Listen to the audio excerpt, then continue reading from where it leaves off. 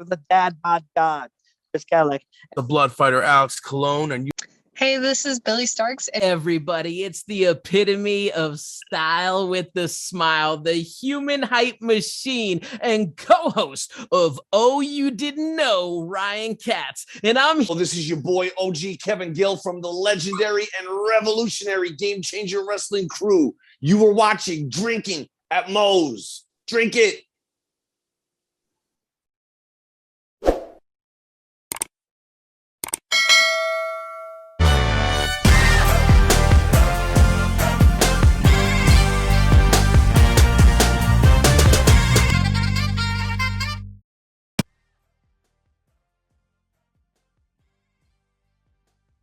All right, everybody. Want to thank the sponsor today, Reaper Apparel. Want to encourage everybody to break out of the comfort zone, live their best self, which I very much support. They got great apparel, hats, shirts, beanies, hoodies, all that good shit. Be sure when you go on to reaperapparel.com, use the code DRINKIN for 10% off your order. Let's fucking go. All right, everybody. Welcome to Drinking Moe's My 2 Cents. We're on YouTube. We're on all the podcast platforms. Be sure to like, subscribe, all that good shit. Helps with those algorithms. But today, I'm going to talk about ROH on Honor Club. ROH TV is back, and holy shit, have they started out on one hell of a good note. Both the first 2 episodes both had amazing starts.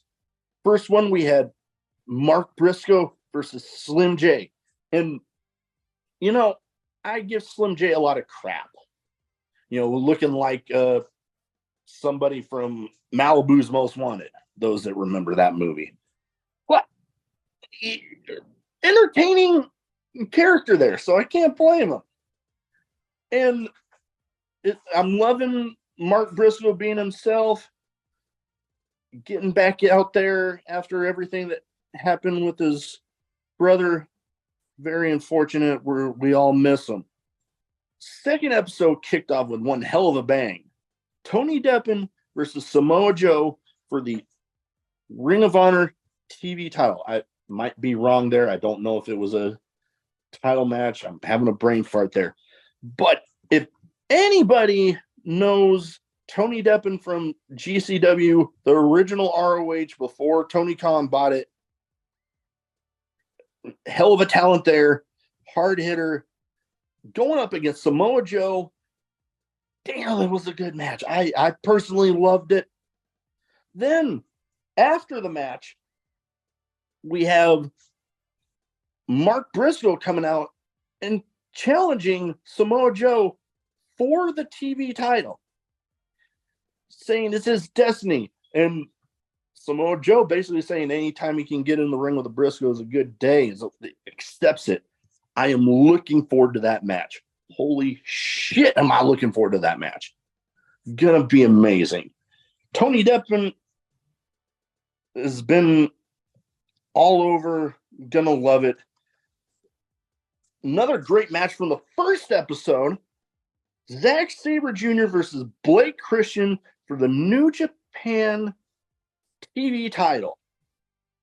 Now, goddamn, you know, there apparently the time limit with the TV title, which I get it. And then you have 2 great, amazing talents in Zack Sabre Jr., Blake Christian, both been all over the place. Very similar styles in a lot of ways. Loved it. Classic match, if you ask me. And there's a little bit of a, if you notice there, a little bit of a Bryan Danielson call out by Zack Sabre Jr. So we'll see how it goes there.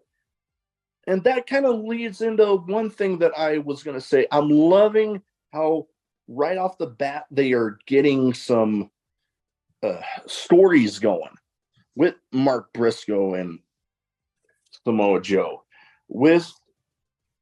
We'll go into it in a little bit, but with members of the Blackpool Combat Club, with Claudio, with Wheeler Yuta, Eddie Kingston. Amazing. I'm loving it. And another thing I wanted to bring up, I'm loving how they're kind of mixing in some people from, I guess we'll call it the original ROH, before Tony Khan bought it. They're mixing in those talents with some new people like Takeshita versus Josh Woods, the Kingdom versus the Infantry in a great tag team match. Classic ROH tag team wrestling. Loved it. And also loving, like I mentioned, the storylines going a bit here with Willow Nightingale and Athena. They had a great match to end the second episode. Great seeing some good women's wrestling main event in the show. First episode, though, Willow Nightingale went up against Lady Frost, and another great match there. Let's see here. I'm hoping they keep it up because tag division shaping up kind of nicely. Like I said, mix of the originals and some new guys. They're getting the Reach for the Sky ladder match. They got the Lucha Brothers coming in there. They have teams like Top Flight, the Kingdom, and I'm having a brain fart here, but you watch the show, it's awesome. A great Pure Rules match on the second episode with Wheeler Yuta versus Timothy Thatcher. Holy shit, I cannot talk right now. But amazing match, great, similar styles, loved it. Yuta doing great, playing the heel here, but doing a good job calling out afterwards, after the match, the New Japan LA Dojo crowd, and out comes Clark Connors, great talent to defend the honor of the LA Dojo. Looking forward to seeing how that match turns out. I know that they taped a bunch in advance, so looking forward to this week. It's going to be amazing. I just know it. Like I said, Willow Nightingale went up against Athena. Great, hard-fought match for the women's title. And then I also mentioned there's been some story going in here with Claudio Castagnoli versus Eddie Kingston. First episode saying, when he told Moxley that he wouldn't kick Claudio's ass in AEW, but it's ROH, so let's fucking go. Well, I guess we'll see how this ends up turning out. Claudio kind of ducking Eddie, so I guess we'll see. My main concern here with the titles in ROH is there is some speculation going around about the situation with Brian Cage, current Ring of Honor 6-man tag team champion, along with the Gates of Agony as part of the embassy. Well, word is going around that his contract's up and there's interest from WWE.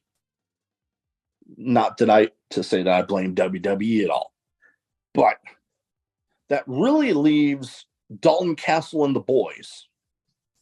And maybe they might fit AR Fox and Top Flight in there. But it's like, where does that lead?